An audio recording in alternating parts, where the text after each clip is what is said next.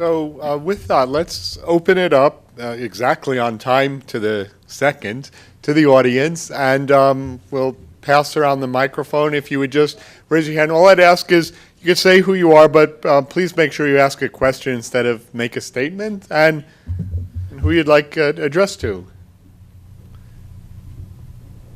Are there really no questions? Yeah, okay.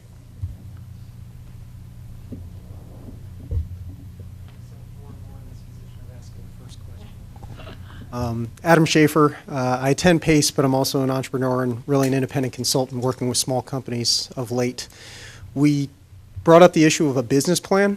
Was curious to know similar concepts, but sometimes from a different perspective, entirely different approach, strategic plans, especially for companies that are growing. I would imagine that especially entrepreneurs, when you're dealing only with yourself or a co-founder, you're talking about the business all the time. Strategic plan is kind of innate. Do you use strategic plans, especially when you start building on employees to enhance internal communication? Do you find them, similar to the business plan concept, useful, or do you go entirely off script? So as a CEO, I always want to make sure that all the managers know what they're doing. So we require for every manager for their department to make one strategic plan for the year. And it's something that we hold them accountable to. So we could go 2-3 months into the year and we could say, hey, this is the strategic plan that you presented in January. Are you executing on the things that you said you would? We're a little too early to have anything intelligent to say about that. I'll pass it off to David. Strategic plan, we call it roadmaps. So we create roadmaps for each different division of the company. So tech will have their own roadmap.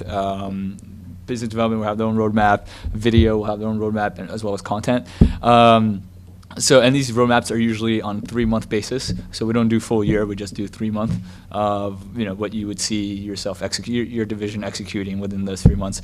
We do definitely use them. It just helps us. When you get to a certain size, you're not sitting in the same room as your co-founder anymore, and you're all over the place. It just helps everybody be on the same page. The other thing that we do that we find actually quite helpful is that we have committees. So we have one committee that meets once a week, and it's mostly the heads of the division, every division. And it's just really one of those things where we all get together and like, hey, here's the problems, here are some solutions. What do you guys think about this? What do you guys think about that? And it just keeps us all aligned rather than different extensions of the company. So should we rename our business plan development class to roadmap development class, and then you'd be happy? It's all about buzzwords. So roadmap planning. I think we have a 401. question here. I have a question for all of the panelists it's a legal question. I'm wondering about advice for people who are solo entrepreneurs.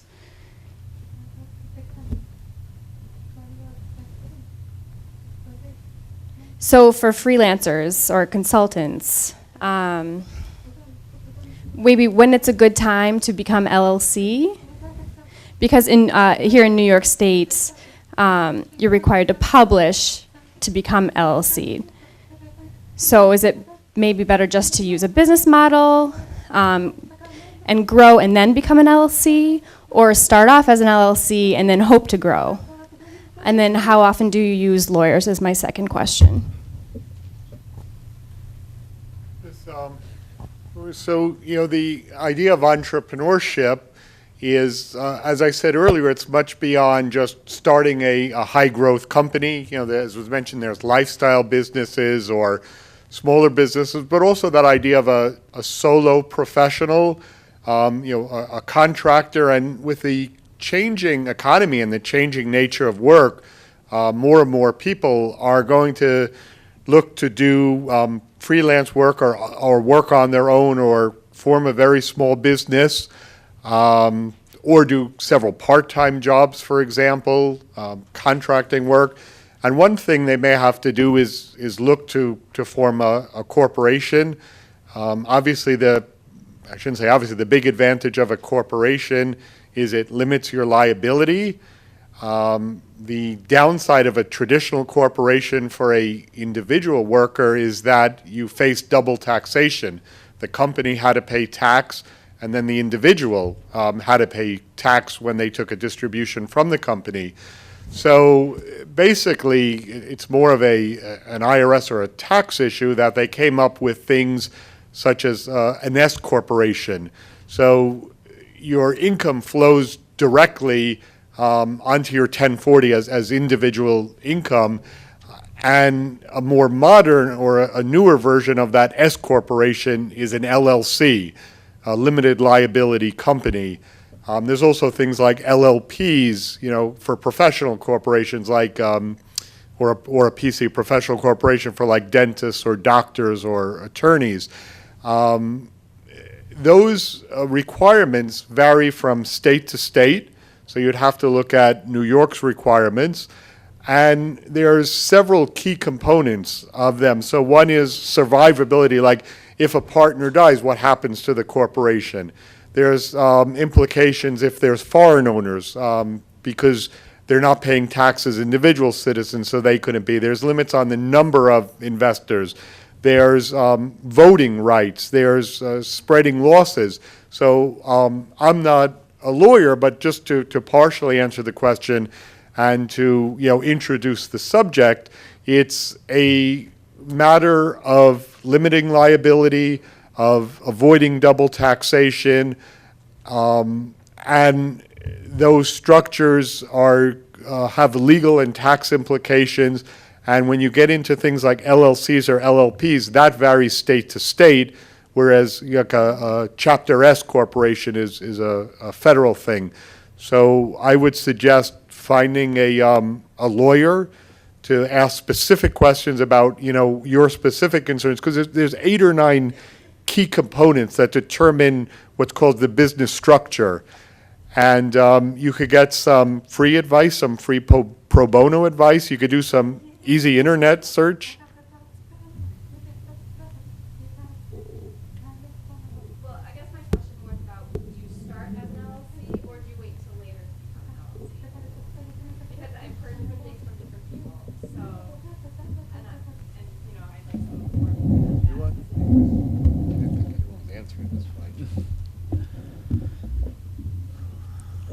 that. So, like Bruce said, there are lots of considerations. I think the first question to ask is the kind of work that you do and the legal exposure. If there's a high risk of getting sued, then you want to incorporate right away so the corporation protects you individually from any liability. The second question is how much money you're making from whatever work you do. For a corporation is relatively expensive to maintain. There are filing fees, there are filing requirements on a regular basis, even if you don't have any employees. And simply filing a corporate tax return is more expensive than filing an individual tax return. So you have to have, a certain threshold in your mind where you could say, hey, maybe if I'm making $5,000 a year, it's probably not worth the expense. But if I'm making $100,000 a year, then it makes a lot more economic sense, to protect yourself and, properly account for various expenses. Anyone else? And I only jumped in because it looked like nobody was leaning forward to the microphone. So any other thoughts? I mean, to be honest, I'm not really sure. I mean, especially if you're a sole business owner, I'm not too sure. Yeah, I think, as Lay said, and I've had that where I incorporated, if you have something to protect, do it sooner rather than later. And just for other people, generally where these come an issue is when the type of corporation you want, and why that decision matters is if you're going to go for outside funding, the old talk, and correct me, they all want a Delaware C Corp. Because if you started as an S Corp or an LLP, it could be difficult or expensive to change your structure. But if you're not looking for outside investment, you're looking to protect your assets. In other words, they couldn't sue you for your home or your savings, et cetera. Then it's a matter of which of the structures makes most sense for you. If you have something to protect, do it earlier. But again, it costs money to do that. There's fees like you have to advertise and file and have a secretary and an office. It could be at an attorney or otherwise. So I think it's a question that's best left to an attorney. So another question, why don't we take a couple more? Okay, Kamesh. Again, feel free to introduce yourself, and if you want to address it to someone specific, just let them know. Sure. Hey, I'm Kamish. This is for Lenny. How is your process of getting your first few customers? Because that's the hardest part of the startup business. So how did you get your first customers? So the easy answer is advertise. The first business, when we started a company 10 years ago, we literally bought 2-bedroom sets. We owned a truck. We bought 2-bedroom sets, and we advertised on Craigslist, and we said, hey, we're selling this bedroom set. Do you want to buy it? And 10 years ago, Craigslist wasn't as popular, so we were one of the few people advertising. More recently, as we build Bedroom Furniture Discounts, which is our e-commerce business, the first step was to build the platform, then build the database, load some products, and then once we had that ready, start advertising. Google AdWords, advertise on Bing. There are many outlets, there are many channels where you could advertise. I mean, we could probably advertise on Elite Daily, right? They probably have some sort of a advertising process. Go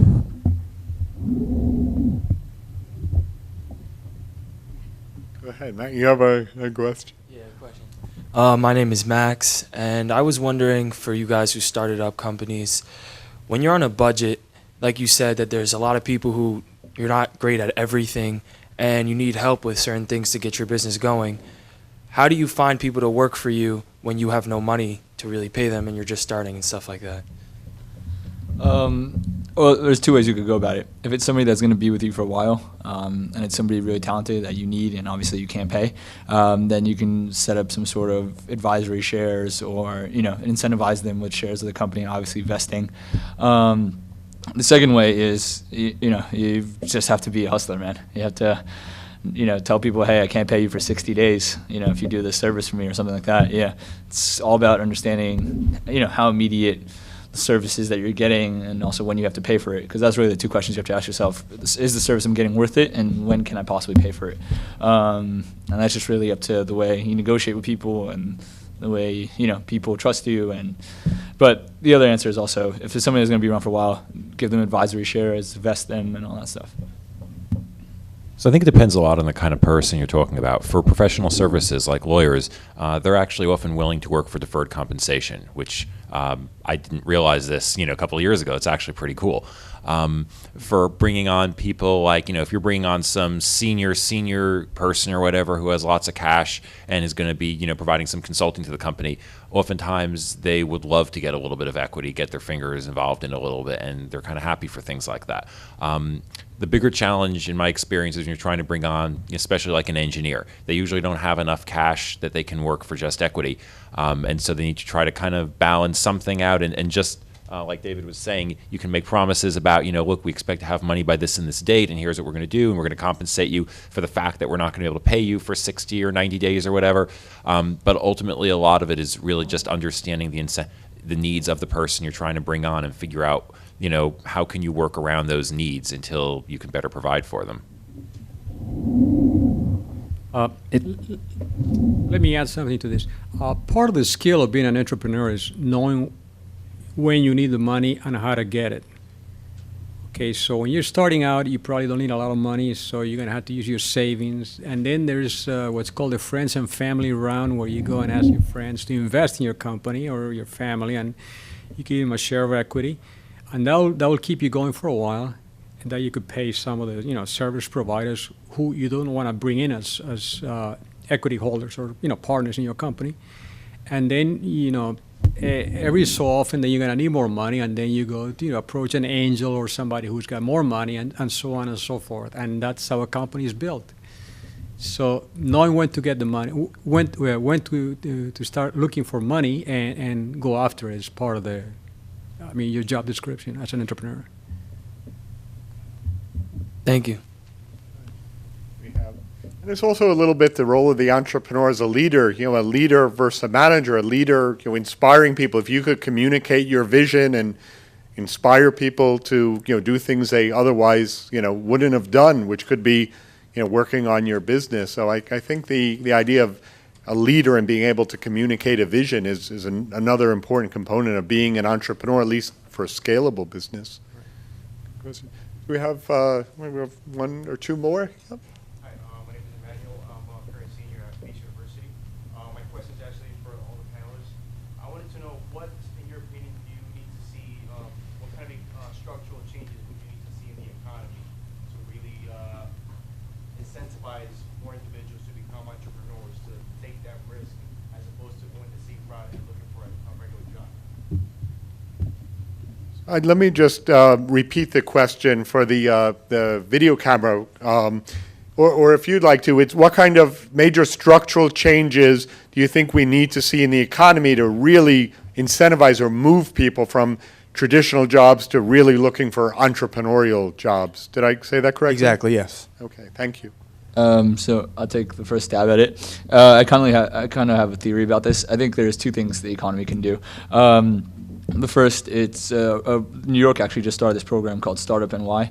And if you get into the program, basically your company pays no city or state tax. Neither do any of your employees pay city or state tax.